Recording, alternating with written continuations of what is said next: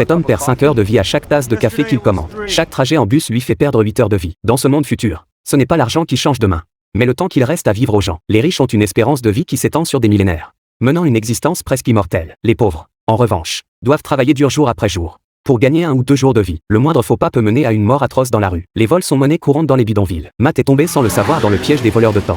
S'effondrant dans la voiture de sport, une bande de voleurs s'est approchée pour découvrir que la femme détenait une décennie de vie entre ses mains.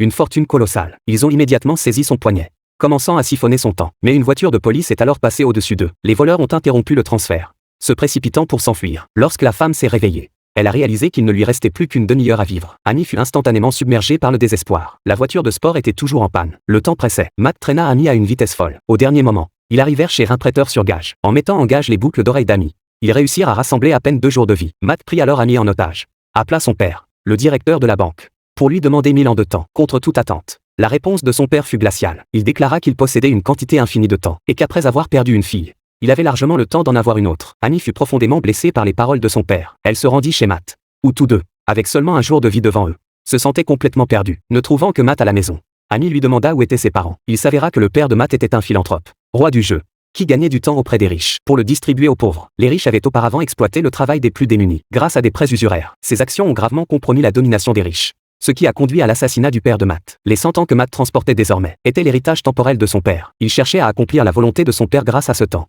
Mais ses plans ont finalement été contrecarrés par la police du temps. En entendant cela, Amy a été profondément émue. Sentant un magnétisme particulier chez cet homme, elle a proposé un plan à Matt. Et ensemble, ils ont décidé de se lancer dans un projet encore plus audacieux. Le lendemain, à la société de crédit, une longue file d'attente s'étirait devant la porte. Une camionnette a soudainement percuté l'entrée. C'était Amy, accompagnée de Matt, qui cambriolait la banque de son propre père. Ils ont vidé le coffre-fort de tout son temps, le distribuant aux pauvres qui s'étaient rassemblés là. Mais ce qu'ils n'avaient pas prévu, c'est que ce temps distribué a déclenché une violente bousculade parmi les indigents. Le quartier pauvre a sombré dans un chaos encore plus grand.